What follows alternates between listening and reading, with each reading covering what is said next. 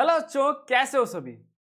गर्मी की छुट्टी होने वाली है और गर्मी की छुट्टी सुनते ही हम सब बहुत खुश हो जाते हैं। लेकिन अब खुशखबरी के तुम्हारे वो दिन चले गए हैं कि अब तुम आ गए हो बेटा क्लास 12th के अंदर और इस बार हमें देने हैं बोर्ड एग्जाम। हाँ भैया, पता है आप कितना मुझे और भैया प्रेशर दे रहे हो। थोड़ा सा गम में आप एकदम नमक छिड़कने वाला काम कर रहे हो। नहीं, मैं तुम्हें बता रहा हूँ और मैं तुम्हें बचा रहा हूँ। बचा के चीज से रहा हूँ, ध्यान से समझ लो। दिक्कत क्या होती है कि पूरे साल जो बच्चे होते हैं वो अपना मेन सब्जेक्ट पे फोकस करते हैं कि भैया फिजिक्स केमिस्ट्री मैथ, ठीक है, करना चाहिए, वेल एंड गुड। बट अब दिक्कत कहाँ आ रही है? दिक्कत इस यहाँ आ रही है दैट इज जैसे ही जैसे ही आपका बोर्ड एग्जाम आता है और कोई एक सब्जेक्ट जो है वो बहुत ज़्यादा डिफिकल्ट आता है। ऐसे मैथ फिजिक्स का पेपर जो है हमेशा देखा जाता है कि हार्ड आ रहा होता है। बच्चे फिजिक्स का पेपर दे देते हैं, केमिस्ट्री दे देते हैं, मैथ का दे देते हैं, बाद में आता है कंप्यूटर साइंस का पेपर। अब बच्चे कहते हैं भैया हमारे फिजिक्स में नंबर कम हो गए, हमारे थोड़े केमिस्ट्री में एक्सपेक्टेड पेपर नहीं रहा। अब अगर मुझे 75% का क्राइटेरिया पूरा करना है तो भैया मुझे अब सिर्फ आखिरी के 7 दिन के अंदर कंप्यूटर में 95 नंबर लाने ही थे। अगर 95 नंबर नहीं आए तो मेरा 75% वाला जो क्राइटेरिया है वो मैं फुलफिल नहीं कर पाऊंगा। बात समझ में आ रही क्या दिक्कत है? हाँ भैया, दिक्कत समझ में आ गई। तो इस चीज का मैं आपको सॉल्यूशन लेके और साथ में अब जब आप पीसीएम की तैयारी कर रहे हो, जेई की तैयारी कर रहे हो, तो बीच में कभी कभी तुम्हारे क्या होगा, एफए होंगे, ठीक है, तुम्हारे हाफ ईयरली एग्जाम होंगे, उसमें तुम्हें कंप्यूटर पूछा जा रहा होगा, तो तुम बार बार तब तुम क्या अपनी प्रिपरेशन को स्टॉप करोगे, फिर कंप्यूटर पढ़ोगे। तो इसका एक कंप्लीट सॉल्यूशन है, that is class 12 CS summer batch. अब ये होने वाला है आपकी पाइथन वाले बच्चों के लिए, ठीक है जी। अब बिफोर मैं अपने बारे में कुछ तुम्हें बताऊं, मैं तुम्हें अपने रिजल्ट्स दिखाना चाहता हूं, इस चैनल के रिजल्ट्स दिखाना चाहता हूं। चैनल हमने शुरू किया था 3 साल पहले और इस बार हमने कंप्लीट सिलेबस कवर किया था बेटा। ओके, नाउ जब मैं अपने बोर्ड एग्जामिनेशन में था कि जो मैंने 2019 में दिया था, मैंने अपने सीएस एग्जाम में 96 आउट ऑफ 100 नंबर स्कोर किए थे। मेरी खुद की इच्छा थी कि मैं 100 आउट ऑफ 100 स्कोर करूं। मैंने पेपर अपना बेस्ट किया था। मेरे जो एक्चुअल मार्क्स थे that was 90 out of 100। But भैया फिर 96 क्यों आपने बताए?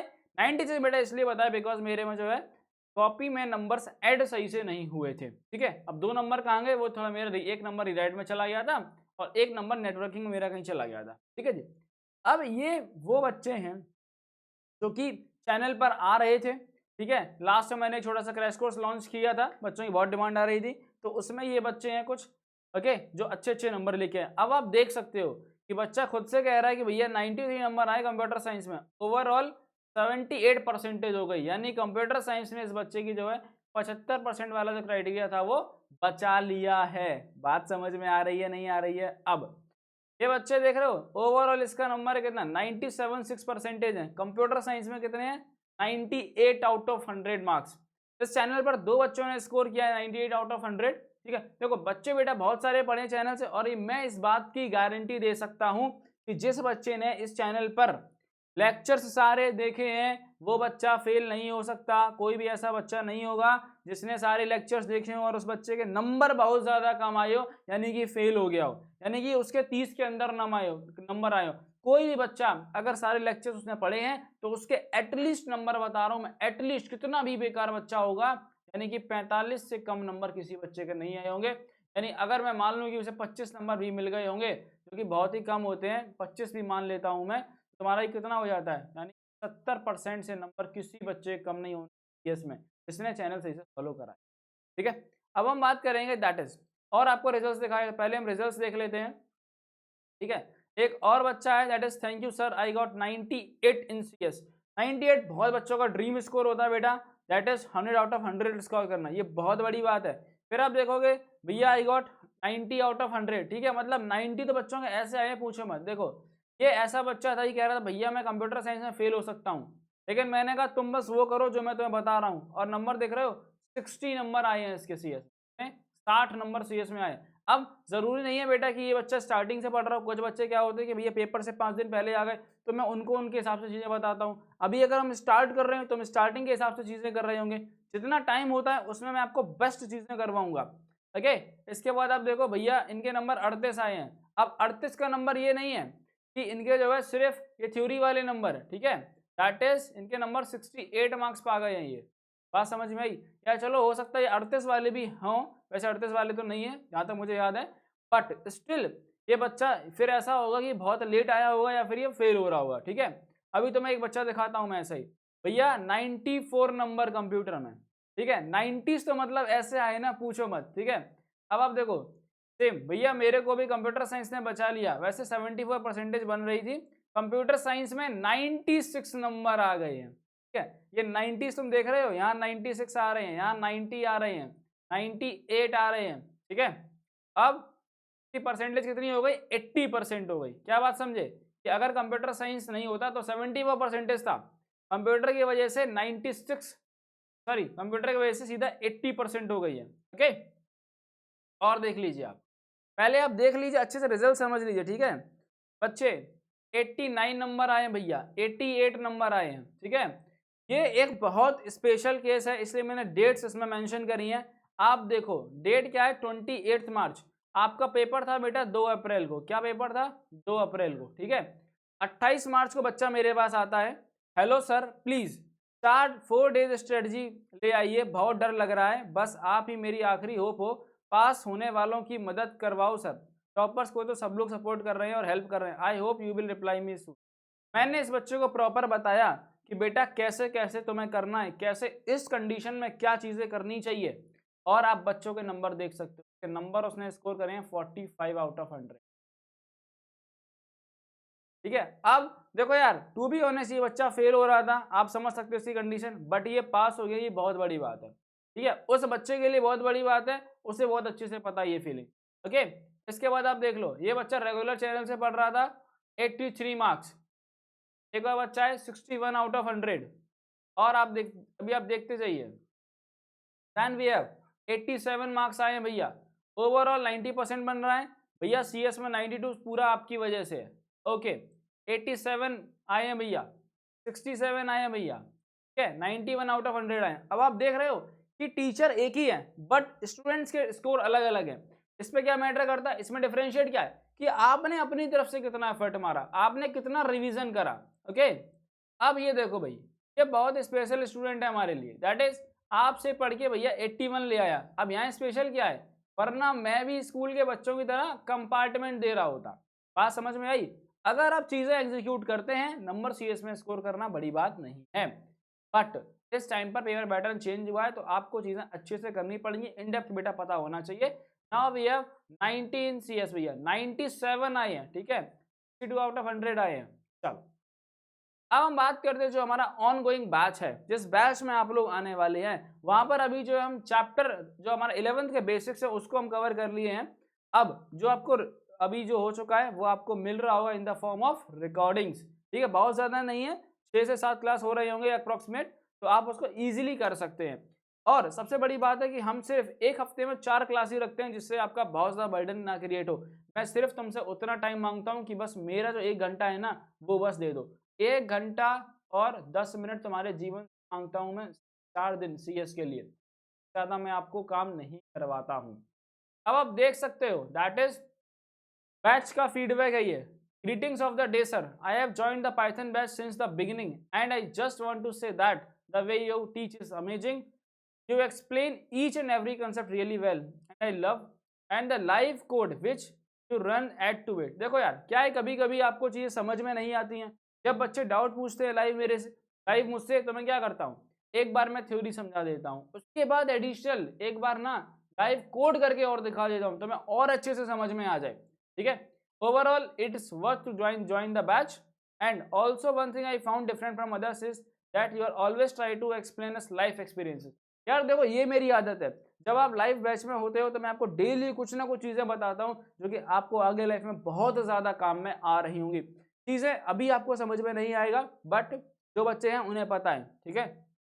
Like our own family members, it's a very heart touching से द सेम सर, ठीक है। तो मैं चाहता हूं कि भैया आप लोग भी आए और आप लोगों की ऐसे ही मदद करी जाए, ठीक है। कुछ चीजें होती है ना कि सोसाइटी उन पर बात नहीं करती है बट स्टूडेंट बेटा फेस कर रहे होते हैं, ठीक है। कोई बच्चा है जो कि थोड़ा अंडर कॉन्फिडेंट फील कर रहा है, ठीक है, किसी के पेरेंट्स थोड़ा सा ज़्यादा एक्सपेक्टेशन रखे हुए हैं, कुछ बच्चे हैं कि भैया टाइम टेबल नहीं बना पा रहे, तो ऐसी सारी बातें हम जो है अपनी क्लास खत्म करने के बाद बच्चों से करते हैं और आपकी बाकी प्रॉब्लम्स भी बेटा सॉल्व करवाई जाती है। Then we have another student, sir your teaching is above my expectations, ठीक है। Every concept becomes crystal clear, doubts इतने अच्छे से क्लियर होंगे सोचा भी नहीं था, काश 11th में भी आपसे पढ़ लिया होता।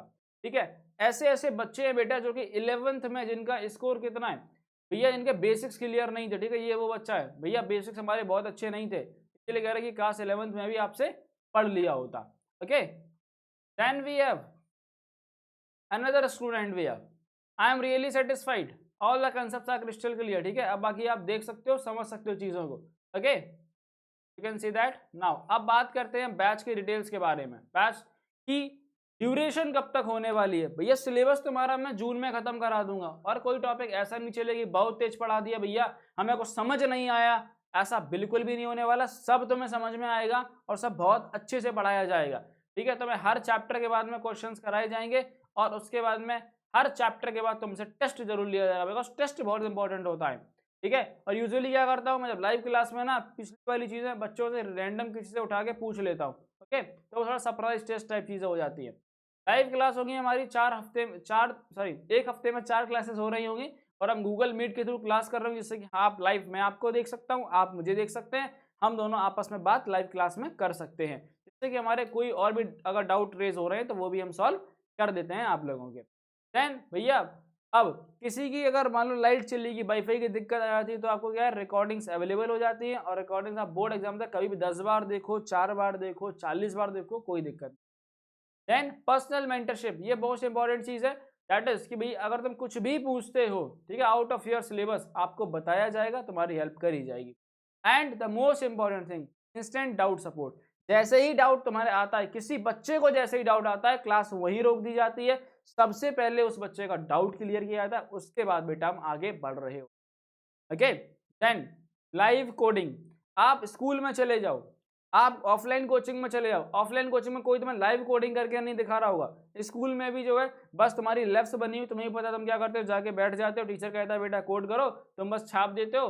ठीक है, एरर आता है, फिर तुम देखते हो अरे किताब में ये लिखा नहीं है, किताब से मैच करके वापस से लिख देते हो। तो आपके अंदर वो जो लॉजिकल वाली स्किल है ना, लॉजिकल एबिलिटी, वो डेवलप ही नहीं होती है। ठीक है, आप चीज़ों को देख नहीं रहे हो लाइव, स्मार्ट बोर्ड वहाँ पे लगा हुआ है, स्मार्ट क्लास लगी हुई है, बस चलती नहीं है बट लगी हुई है।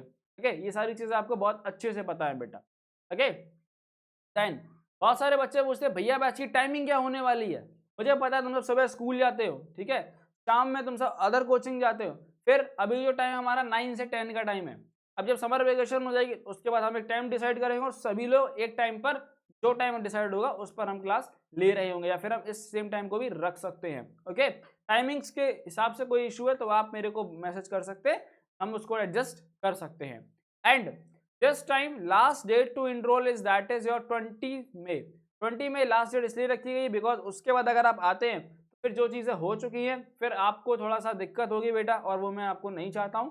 ओके, कि कोई ऐसा बच्चा है जो कि बैच में भी आ गया और उसे दिक्कत भी हो रही, चीज़ें समझ में भी नहीं आ रही, बिकॉज प्रोग्रामिंग बेटा एक लिंक सब्जेक्ट है। क्या है? एक लिंक सब्जेक्ट है। ठीक है, चेन्ड सब्जेक्ट है, इस बात का हमें बखूबी से ध्यान रखना है।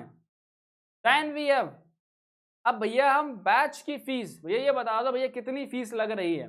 देखो यार, तुम अगर ऑफलाइन जा रहे हो ना, ऑफलाइन सीएस की फीस 12,000 से स्टार्ट होती है और approximate 18,000 20,000 for the complete syllabus तक जा रही है, जिसमें कि डाउट प्रॉब्लम, भैया डाउट तो हम पूछ सकते हैं ना, लेकिन आप पूछते नहीं हो। क्यों नहीं पूछते हो? हेजिटेशन है, भैया वो लड़की क्या सोचेगी, भैया ये मेरा फ्रेंड क्या सोचेगा, कि मैं तो भैया उससे कह रहा था कि भाई मैं तो बहुत ज्यादा स्मार्ट हूँ और अब मेरे को कोड करना नहीं आ रहा है, मेरे को चीज समझ में नहीं आ रही।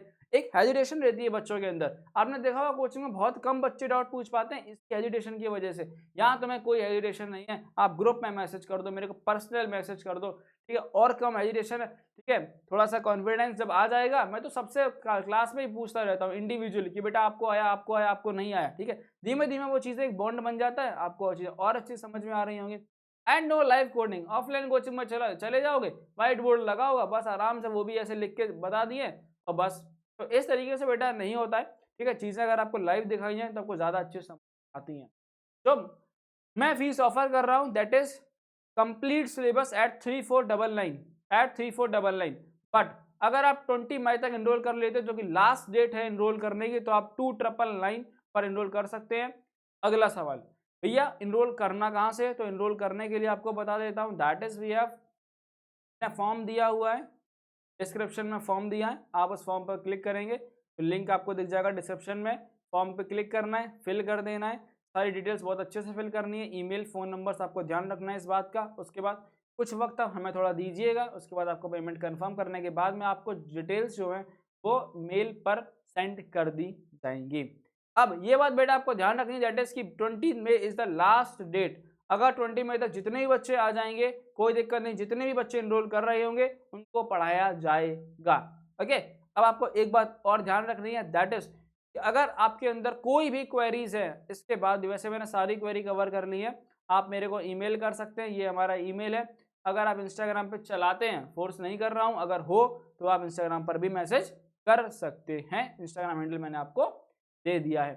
साथ में मिलकर शुरू करते हैं सीएस को, खत्म करते हैं अपने समर वेकेशन में, ताकि आप जो है आगे अपने मेन सब्जेक्ट पर फोकस कर पाए और अपने कॉम्पिटेटिव एग्जाम में अच्छे नंबर लेके आए, बोर्ड एग्जाम में भी अच्छे नंबर लेके आए। तो मिलेंगे फिर हम बैच के अंदर, तब तक के लिए चलता हूं, बाय बाय।